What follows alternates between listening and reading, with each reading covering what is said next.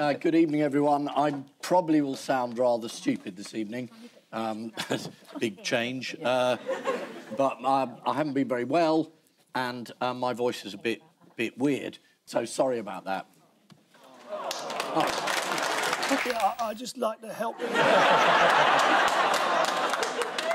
I'd like to help him out by making my voice slightly worse than his. What a week to do this, eh?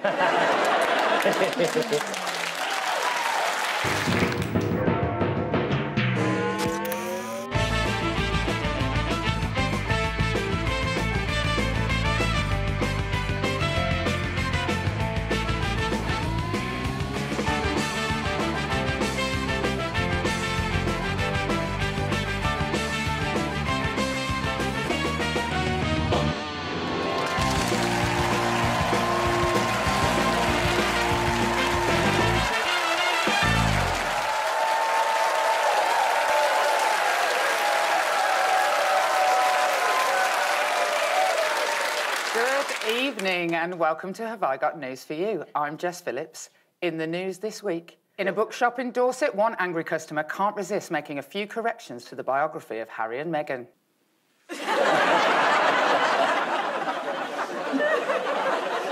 Outside a London's hospital maternity ward, there are suspicions that Boris Johnson is using familiar tactics to avoid journalists' questions. And as new working from home directives are introduced, one man tries to deny using a sunbed in between Zoom meetings.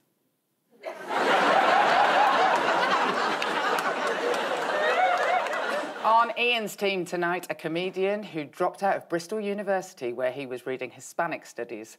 Oh well, que sera, sera. Please welcome John Richardson.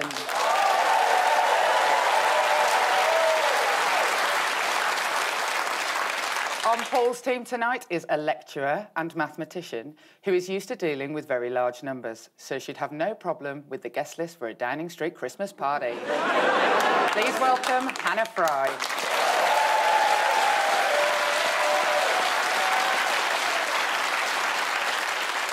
We begin with the bigger news stories of the week. Ian and John, have a look at this.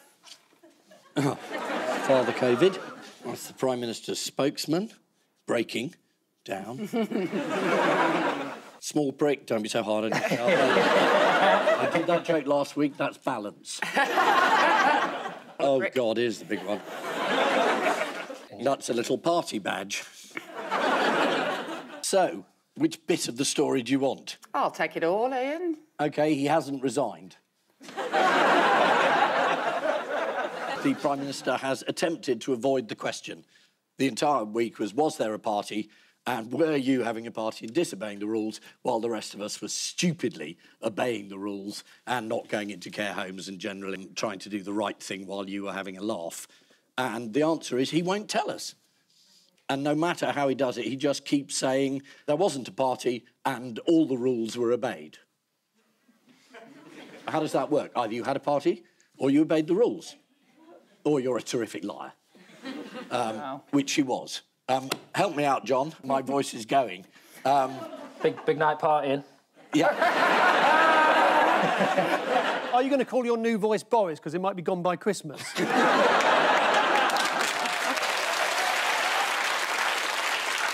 Well, you know, the right person has resigned, which was someone who wasn't at the party and doesn't seem to have had a lot to do with it. That doesn't work at 10 Downing Street anymore. No, well, we worry for her. You know, she's married to the political editor of The Spectator and her best man at the wedding was Rishi Sunak, so... Oh, I imagine that's her career over. We'll never see her again. But at least she had the decency to cry and show some humanity rather than all the... I don't know. It was an apology. It was pitiful. It was a classic new apology in which she said, I'm really sorry if this was a distraction. I'm really sorry if we seemed to make light of the suffering of other people. You didn't seem to make light. You did make light. You were having a laugh about what lie... Obviously, I'm a Labour politician attacking the government over this Christmas party, and this is the BBC. So in the interest of balance, I should make it very clear that even the Tories are attacking the government on this. This is the footage of the mock Downing Street press briefing last year, filmed on the 22nd of December, 4 days after the alleged party had taken place. I've just seen reports on Twitter that there was a Downing Street Christmas party on Friday night. Do you recognise those reports? I went home. Hold on.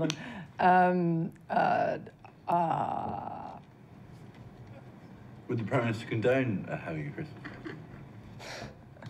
What's the answer? I don't know. It wasn't a party, it was cheese and wine. Just be clear, it's not. Is cheese and wine all right? No. It was a business meeting. I'm joking. This is recorded. This fictional party was a business meeting. And it was not socially distanced.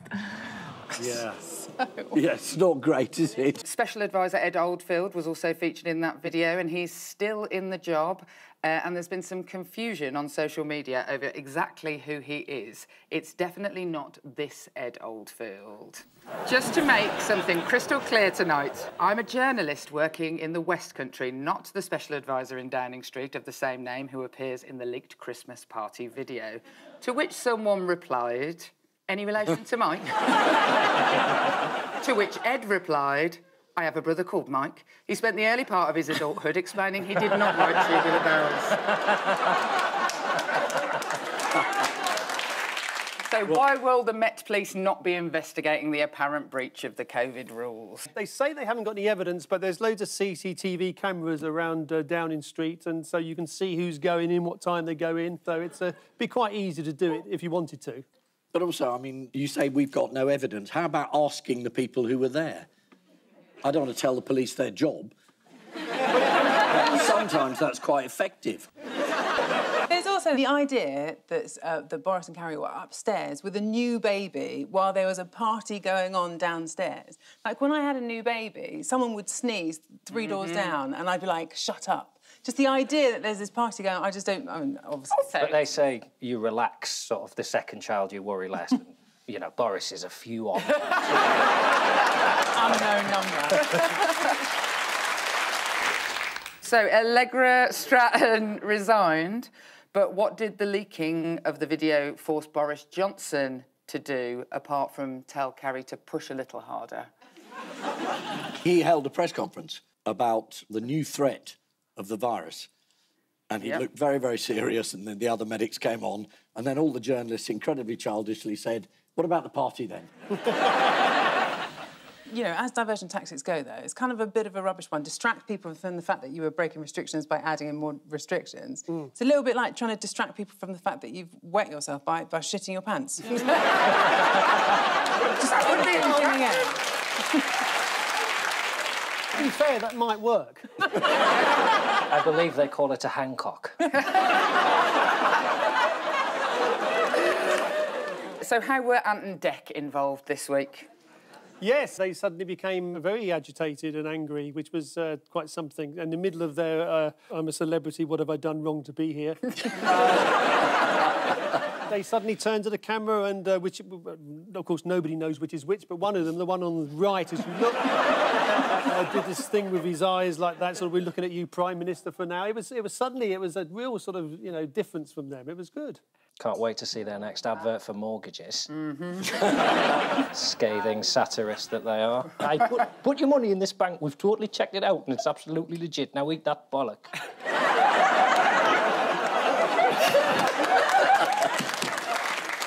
The thing about Ant and Dec is they know a car crash when they see one. It's funny, isn't it? You can criticise the Prime Minister, but not Ant and Dec. Right. It's a funny time we live in, isn't it? So who else is very cross? You're all very cross. Who else is very cross this week? Everybody's very cross. I can't... Are you singling one person? I am singling one person out. Would you like to take a look? Yes. They literally look as if they are laughing at us. You, me, all of us. Very, very cross. That's not a trailer for this show, is it? So, who else wasn't there at the party? I wasn't there. I don't know if I was there or not. Just so many parties. I mean, there's a few now, though, isn't it? That's the funny thing. It went from, like, there definitely wasn't a party to now they're investigating 3 parties. Yeah, that's absolutely So when they right. said, like, was there a party on the 18th, and he said, I don't know, he was telling the truth. I suppose you could say that if you say there wasn't a party, you are actually admitting that there were several. Yeah. They call them gatherings, don't they? Gatherings, yes. Just, you know, cheese and wine.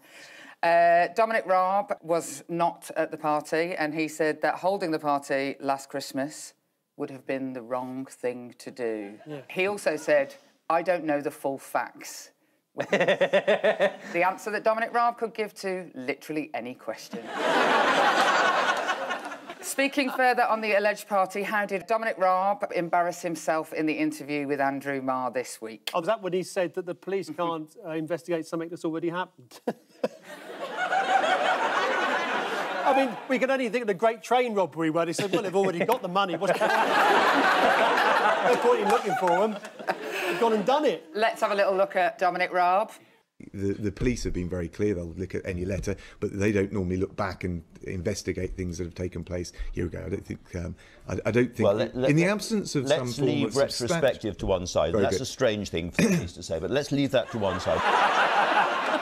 The news that the police don't investigate retrospective crimes is good news, especially for Prince Andrew. Thrilled by that news, I'm sure. At the party that didn't happen, but it might have happened. But if it did, it wasn't a party. What did the people at the party get up to? There was rumour about party games, but I'm not sure what the party games were. Mm-hmm. Secret Santa. Thing about Secret Santa, I mean, there's some people that you'd want over others. Like, no one wants Matt Hancock, obviously. No. Priti Patel, anything you buy, she's just going to send it back. If I had Gavin Williamson in a Secret Santa, why might I be giving him the dunce's hat? Because of the party at the Department of Education. Mm-hmm. It was revealed this week that the Department of Education also held an illegal gathering at Christmas last year when Gavin Williamson was in charge of the department. So he can organise a piss-up somewhere. You have alluded to some of them, but how many parties were there in total? Is it 4? Well, when we started out this morning and this was written, it was 4. But at the time of the recording, we now believe it to be 6 and a quiz. So, I mean, it's going up and up every... It is. I mean, the R rate on parties is unbelievable. No government minister was made available on Wednesday morning to defend Downing Street. Good Morning Britain, however, issued a challenge. What was that? They had, like, an empty seat, didn't they? They did have an empty seat, as did almost all news broadcasters. But Good Morning Britain specifically asked, if any Conservative MP, anybody connected to the government is watching, there is a Westminster seat available for a government minister this morning, adding, we'll take anyone. The plea went out at 6:52 a.m. Who turned up half an hour later? Was it Matt Hancock? You've got it! He's the only variant left, isn't he? Let's have a look at Matt Hancock on his comeback tour. Do you think there was one rule for you and one rule for the rest of them? Well, I don't know anything about the party. Don't you? I've read Don't we all know everything about the party now? Well, I've read the papers, but I don't know anything else about it. I wasn't invited. I mean, it took him half an hour at, like, 6 o'clock in the morning. How the hell did Matt Hancock get there so quickly? This is guarantee. Hancock's half hour. Boom!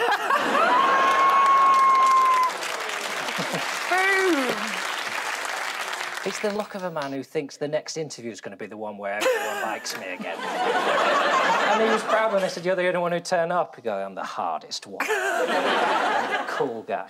You know, my experience of Matt Hancock is that he is uninsultable. And I have tried. So, has all been forgiven with Matt Hancock? By whom? Have a look at this quite honest appraisal from one woman. I also find that people have been forgiving too, which I'm grateful for. Have you forgiven him? No, not really.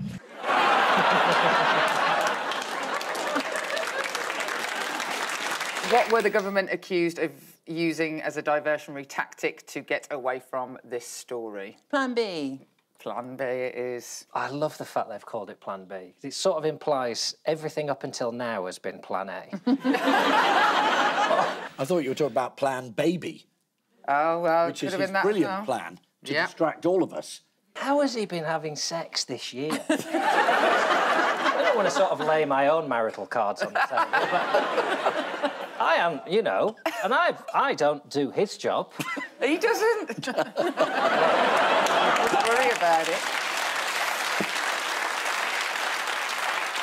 Are you implying that the baby was the work of a mysterious Tory donor?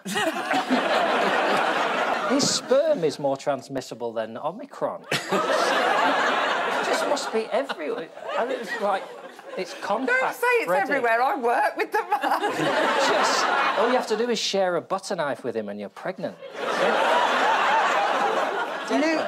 You know, when my babies were born, I went and bought a copy of all of the papers so that we could look back at the front pages in years' time and see what was happening that day. Do you reckon Carrie's done the same thing? So what else would the government not want us to focus on this week? Refurbishment of his flat? Yep. I'm amazed you're allowed on. I mean, what a week to have me on. Totally high chance. To be fair, you could have been hosting any programme in this series and it would have been like this. That is true. So an investigation by the Electoral Commission found that the Conservatives had failed to register a donation of £52,000 for the refurbishment of Boris and Carrie's flat, and as a result, they were fined £17,800. Now, my maths isn't that good. Hannah, is 17,800 more than 52,000? Or have they still ended up with a load of dosh? You know, my professional opinion of this, I've assessed it, and I think it comes to a total disgrace. Yep, doesn't seem like the maths works out to me either, and I'm no mathematician. But we had an inquiry into this, didn't we, already? Boris denied it. He was satisfied that the gold wallpaper was not given by a donor, and then it was. And then we had an inquiry. Yeah. And he knew it was untrue at the time because he knew he'd sent a WhatsApp message asking for the money. Yeah. So it's not even like he can say, I've been informed. He WhatsApped someone and said, gives a bit of cash to redecorate the old flat here. I mean, and I find that seedy anyway. Like, I understand paying for someone's campaign or, like, paying for flyers. Yeah, but ringing them and asking them to pay for your tiles is weird. It's really seedy. It's a bit like Cape Fear, isn't it? Like, I've redecorated your toilet. Ugh. Why? So, here's one for you, Hannah. If Omicron cases are doubling every 2.5 days and there were 568 in total on Wednesday, how many will there be in 2 weeks? I think fucking loads. We touched on this last week in Australia, but how did an Italian man this week try to get away with not having his COVID vaccine? Oh, yes. He didn't agree with it, or he objected to needles, one or the other, and he went in with a false rubber arm. Yep, that's absolutely right. So he turned up with a fake arm. The man was clocked when the colour of the arm did not match the rest of his skin. Apparently, as he rolled up his sleeve, he muttered, "Would you have imagined that I'd have such a physique?" Here is what the fake torso the man had considered buying looked like. Sexy. But does it exist just for vaccination duping? Or did that exist otherwise? Well, I don't know what I'm looking at, to be honest. Has it got a pierced nipple? It looks like a sort of skin-toned pint of Guinness. On a serious note, the return of the potential restrictions is pretty grim, but why could it be a positive? Is it because, although the idea that these restrictions to sort of take our attention away from another story, it may not be a bad idea that they're coming in now, because a lot of scientists are saying that we should be doing this now rather than, you know, as we were just saying about how things double up, do it now rather than next week or 10 days' time. But they're not... I mean, it was a little bit wishy-washy, right? It was a little bit like, I mean, maybe if you feel like staying at home, maybe do that, but, like, still go to your parties, still go to nativity plays. It wasn't like... I mean, I don't think anything they announced is really going to make that much of a difference to the R number. In the press conference today, there was a question about, like, if you went to the theatre, even though you're wearing a mask, can you take your mask off to sing? And the spokesperson, whichever one it was, said... Yes, no, you could do that. So they're like, there is an exemption for singing. So somebody then asked the question, again, your profession, you should be proud of them. The question was, well, if I just go into the supermarket singing, do I not have to wear it? And they were like, I suppose so. So when you say it's a bit wishy-washy, well, your answers were all considerably more serious than what was the answer that I was looking for. Yes. And that is because it's positive, because we might not have to do things we don't want to do. For instance, a 32-year-old advertising account manager who had her Christmas party cancelled told The Guardian this week, "I only actually like about 1 in 3 of my colleagues. I'm not that up for watching them get off with each other, then vomit on themselves." She said hastily before adding, "You probably shouldn't use my last name." So, this is the party that those involved are wishing had never happened. The party even included a secret Santa, where lucky recipients got a pair of socks or a scented candle or a massive PPE contract. Also this week, Keir Starmer had his booster jab. The Labour leader got his booster partly to promote the vaccine rollout, but mainly just to piss off another member of the Corbyn family. Paul and Hannah, take a look at this. Oh, well, that's the storm. There's the woman in a chair so far. I've survived it quite well. Westminster Station. London was covered in snow this week. White Christmas, I think, at Parliament this year. There's Boris being arrested at last. Being searched for drugs. Let's see how the dog reacts. Oh, yes, definitely. I reckon it's sniffing out the lies instead. And, oh, yes, this is a raid in the House where there was a member of the public who was seen to be impersonating a police officer. And there he is. Yep, this is the story of the 2 storms that have battered most of the country, leaving some people without power for 11 days. Some of us have been without power for 11 years. Would you like to see one of the heads of Northern Power Grid explaining why the electricity supply was so fragile in the North East? Yes. Yes. Please. As a region, we're probably one of the worst affected from all this.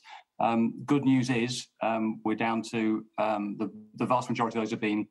Oh, excuse me. I don't believe it.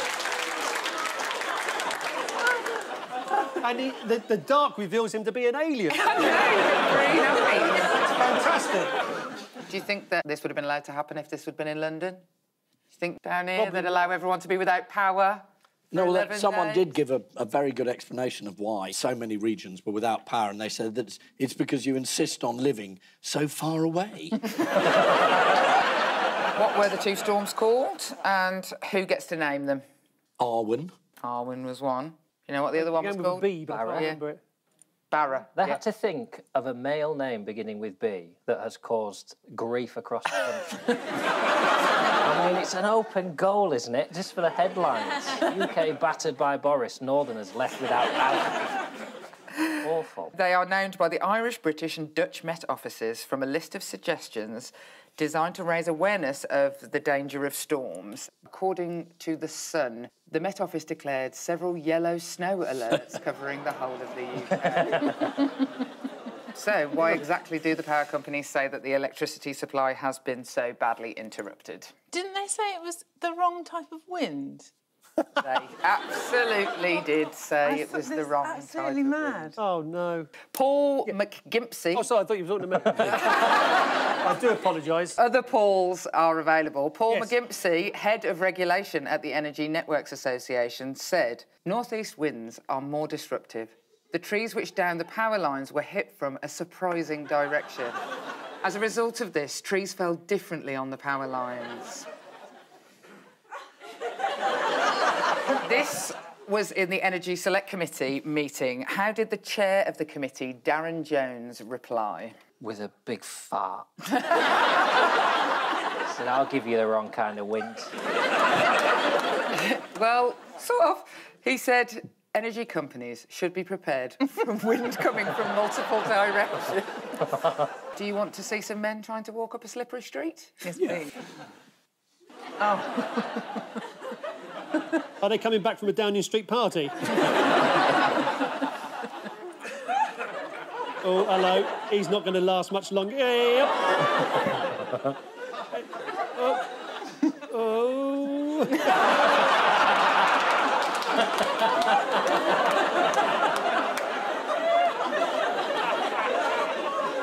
think walking was a generous description.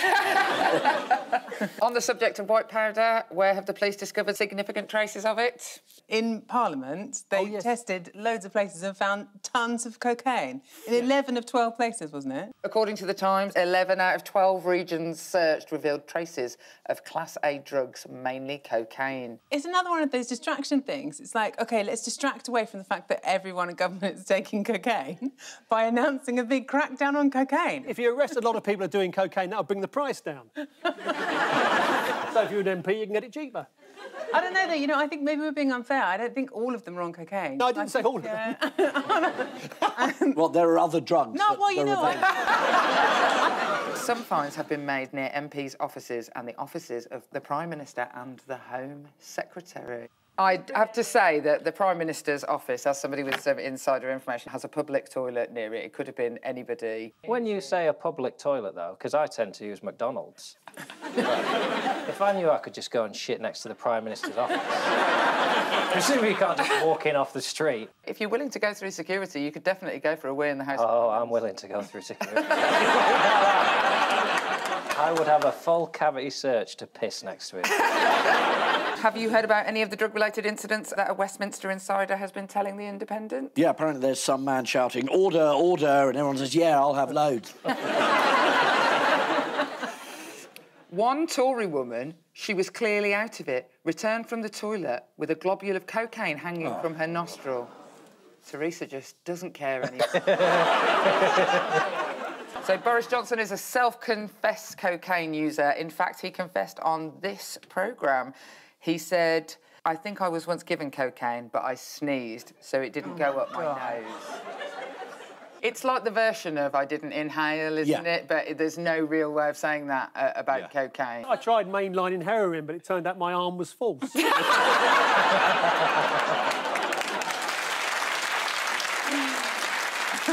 Anyway, he went on a raid with the drug squad in Liverpool as part of the launch for the government's anti-drugs campaign. Do you want to see him kitted up and ready for action? Here he goes. It's like the worst stripper of all time. What are they shouting? OK, Gove, we know you're in there. On a cheerier note, does everybody want to see a picture of Rishi Sunak's Christmas card? Yeah. Yeah. I'm hoping to get one in the post. Is that it? That is it. It rather gives the unfortunate impression that someone's hung themselves from a Christmas tree. Well,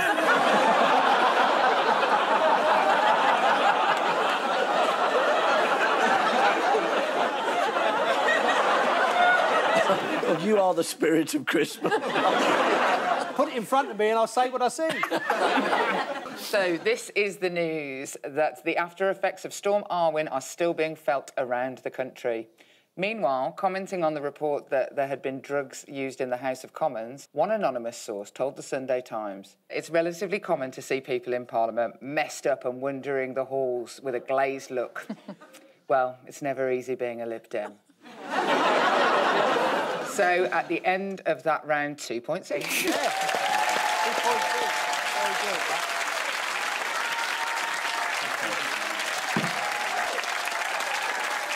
And so to round 2, the one-armed bandit of news. Fingers on buzzers, teams.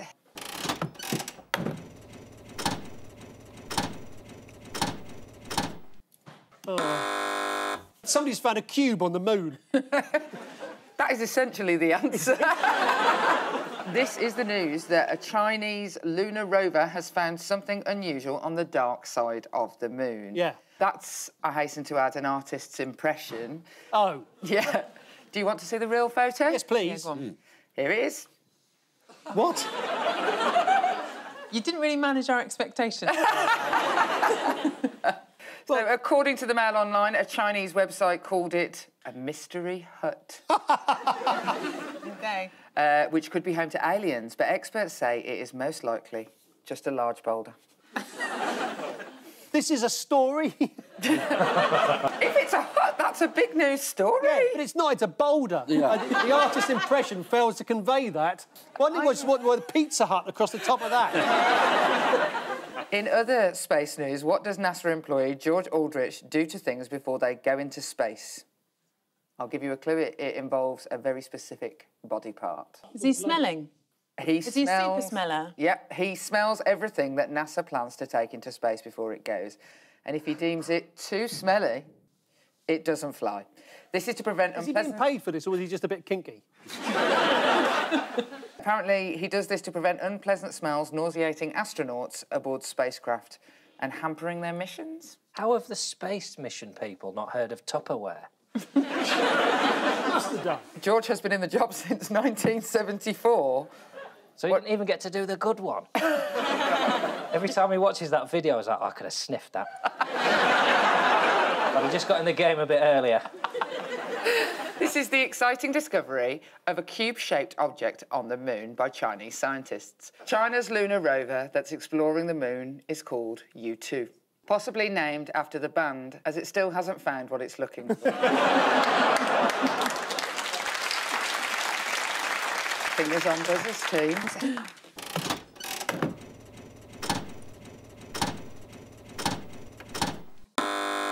Have Chinese scientists discovered these two on the moon? Do you think she's thinking scum? They're pretty big news, Jess. Anything they do is news. Really, the country can't get enough of them. This week, I've barely read about anyone else. I think the government did something, but not anything comparable to Keir and Ange, as we all call them. They were on I'm a Celebrity. Most of the show was about Keir Starmer. You had to eat him. So, yes, this is the news that because of BBC Balance, I now have to spend the next few minutes taking the piss out of the Labour Party. Ian has already helped me out quite a lot. Feel free to knock yourselves out. I don't think that's what balance is. What, taking the piss out of the Labour Party? No, that's just pleasure, but... Did you see Keir Starmer's tweet after Prime Minister's questions, where he wrote, Boris Johnson is socially distanced from the truth? I just love the idea of him being, like, pressing send and being like, zinger, in the office the next day. Did you see what I tweeted? Oh, my God. So, how is Keir Starmer said to have upset Angela Rayner this week? Didn't someone get suspended, like, for a data breach or something? I suspect that Hannah is the only person actually watching the news. I know, but the thing is, it's so boring. Like, I even work in data science and I don't find it interesting. The idea of a data breach. Yeah. Yeah, no. Apparently, Keir Starmer has suspended Head of Communications Jack McKenna on suspicion of a personal data breach. Oh, yes, they cancelled Dart Night in my pub just to talk about this. Who has Keir publicly badmouthed this week? Peppa Pig. Really finger on the pulse. Not 3 weeks after Boris Johnson mentioned Peppa Pig World, Starmer's on it. But he was asked, wasn't he, have you been to Peppa Pig World? Yeah. Anyone here been to Peppa Pig World? Don't be stupid. I've been to Peppa Pig World, mate. Have you? Yeah, of course I have. Bloody adrenaline junkie, aren't I? Been to Peppa Pig World, I've been to CBeebies Land, been to the Peter Rabbit Farm in St Albans. I just love the thrill of life, man.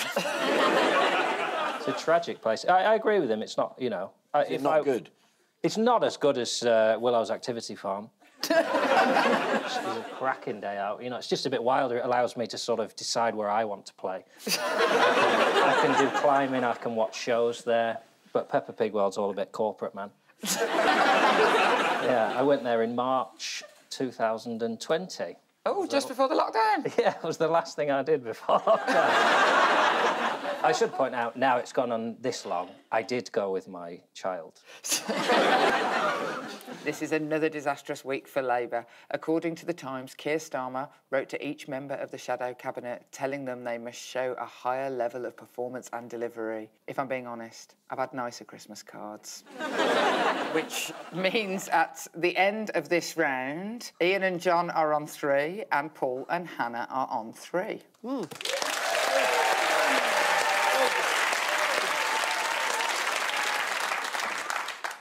Time now for the odd one out round. Just one between you this week. Emperor Nero, Rod Stewart, Alexander the Great and Henry Ford. Well, Nero, that's an early Netflix version of Tiger King. Is Rod Stewart the odd one out because all of the other 3 knew that they were sexy, but Rod Stewart needed validation? I'll give you a clue. Yeah. It's Starship's one and only hit. The only line I can think of from the song is the title, but we built this city. We built this city on rock and roll. OK, so Henry Ford and Emperor Nero and Alexander the Great never had a hit record.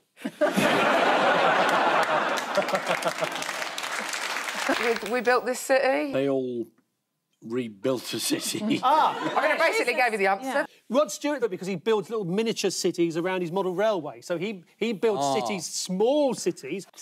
It's not Rod Stewart. OK, the other one out is Henry the Ford. Henry the Ford. OK, you're going Henry the Ford. Well, I'm afraid you're all close with the answer that I gave you by singing a song. The answer is that they've all built a city apart from Emperor Nero, who was accused of destroying the city of Rome. Oh, yes. How stupid. And I prepared for this show by reading all this week's papers. Very contemporary, yes. Emperor Nero was accused of destroying Rome because he didn't like the aesthetics of the city. Thank God he never went to Luton. Hopping from the Romans to the Greeks again, very contemporary. Why was shopper Chris Marsh disappointed with his recent purchase of this statue of Hercules and Diomedes this week? It's quite intimate, isn't it? Yeah, I'll give you a bit of a clue. Go a bit closer to the statue. I don't think we... No closer. No closer. Right, so Chris contacted customer services after discovering the statue was, for want of a better phrase, missing a bollock. How did retailer Wayfair offer to fix the problem? Send him a bollock through the post. Chew a bit of chewing gum and stick it on as a replacement bollock at the interim. I imagine in that position, just sort of go back in a bit. Well, look, there's only one way of finding this out. Hang on a sec. I'll be the other guy. Well, Wayfair offered him a 33% discount, which he accepted. What's the story behind this statue? He was working for NASA. Alexander the Great established the city of Alexandria in Egypt in 331 BC, and motor manufacturer giant Henry Ford built the city of Fordlandia in northern Brazil to house the workers in his factory, just like the Bourneville village in Birmingham. What did Sir Rod Stewart spend 23 years building? Oh, it's his model railway. Have you got a picture of it? We asked Sir Rod if we could use a picture of it. Yeah. And he said no. Oh. So instead, we've got an artist's impression of it. This better be better than the moon one. Oh, God. So, they've all built a city apart from Emperor Nero, who was accused of destroying the city of Rome. Rod Stewart says he owes his passion for model railways to the fact that his dad bought him a model signal box, adding, "And I was born across the railway tracks in Highgate." A stressful moment for his mother, especially when the cord was cut by the 1841 to Paddington. Car giant Henry Ford introduced better conditions and more holidays for the workers to the approval of the Labour Party, significantly increased workers' pay to the approval of the Labour Party, insisted that black and white workers were paid the same to the approval of the Labour Party, and started up a newspaper as a vehicle for his anti-Semitism. So, moving on. So, time now for the Missing Words Round, which this week features as its guest publication the English Playing Card Society newsletter. The Queen reads hers on the loo and always finishes with a royal flush. And we start with, as time goes on, it's becoming more and more difficult for the editor of the English Playing Card Society newsletter to what? To find a story that comes up trumps.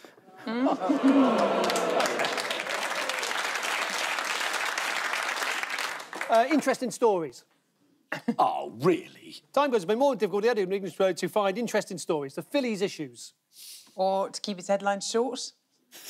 Yes, you are absolutely bang on the money. So it is, as time goes on, it is becoming more and more difficult for the editor of the English Playing Card Society newsletter to find interesting things to fill out this publication.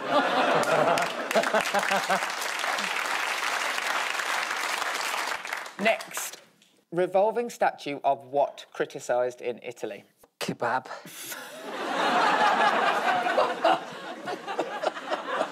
The answer is revolving statue of Father Christmas in a tutu, criticised in Italy.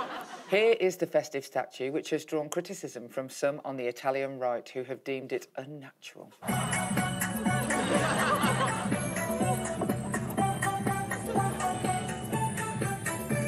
The Italian right are angry that the left have appropriated Father Christmas. Oh, come on, guys. Someone dressed in red who gives away loads of stuff for free. Of course, he's a lefty. Next, Nigel Farage's what has been what? Nigel Farage's ego has been spotted from the moon. And people think it's a hut. No, it is Nigel Farage's anti-cancel culture summit has been... Next, the bomb squad called to A&E after what? It's difficult to believe this is going to end funny. Yeah. No, I know this one. There was a World War II grenade or warhead up somebody's bum. You've absolutely nailed it. There's no more delicate way to say that. I'm sorry, don't look at me like that. Bomb squad called to A&E after patient lodges World War II shell up his rectum. I'm sorry, I'm not very good at puns, but surely should be bum squad. A source told The Sun that the patient was in a considerable amount of pain. I think he collected military memorabilia. God, how much stuff did he have up there? Next, Neil had hoped for contributions on playing cards from members, but as usual... Nobody replied. That's the theme of this magazine. As usual, he got Jack. Good. Good. That was good. That's his one. Yeah, the editor complains there's nothing in it. No one contributes. I mean, just pack it in. Yeah. Pack it in, see? Pack it in. Pack it in. Neil had hoped for contributions on playing cards from members, but as usual, he was disappointed. Yeah. And finally, what is louder than a trombone in Australia? 2 trombones. A trombone right next to you. Yes. Music from the Downing Street party? It's world record burp, louder than a trombone in Australia. According to Lad Bible, the record-breaking Australian burp... Honestly, the quality... Lad Bible? Is this a version of the Bible written for lads? Yeah. So Jesus said, come on then, if you think you're hard enough.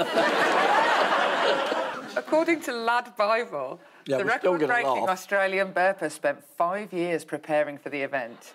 After his massive burp, police were going to arrest him for noise pollution, but let him off with a pardon. So, the final scores are Ian and John have 4, and Paul and Hannah have 7. No!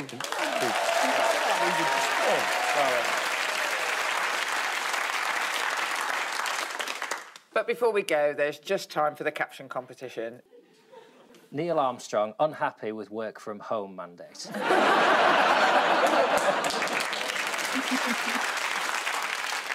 On which note, we say thank you to our panellists, Ian Hislop and John Richardson, Paul Merton and Hannah Fry. And I leave you with the news that on a train just outside Milton Keynes, a woman frantically texts her friends to save her from the most boring Tinder date of her life.